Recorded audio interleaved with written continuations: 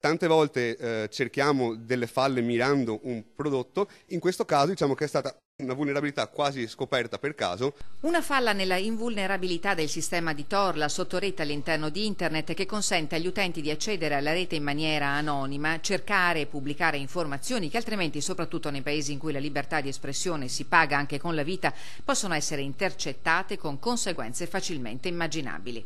Una scoperta fatta per caso a inizio ottobre durante una delle tante attività di ricerca svolta quotidianamente dall'azienda che monitora la sicurezza della rete, che ha sede a Mestre, di cui Filippo Cavallarin, 35 anni, veneziano del Lido, è amministratore delegato. Ho scoperto una falla che permette appunto di de-anonimizzare alcuni utenti della rete Tor.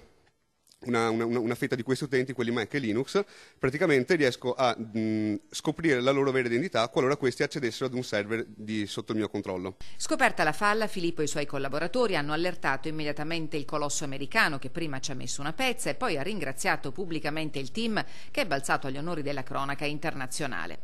La strada scelta dalla società di Cavallarin è quella che si può definire dell'hacker etico che fa ricerca, trova la vulnerabilità dei sistemi al solo scopo di innalzarne la sicurezza.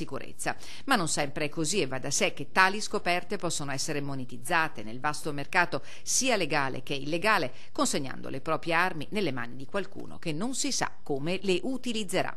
Tra dire guadagno dei soldi e rischio di fare del male delle persone, ho scelto di non fare del male delle persone e quindi comunicare a chi di dovere la falla in modo tale che potesse essere risolta.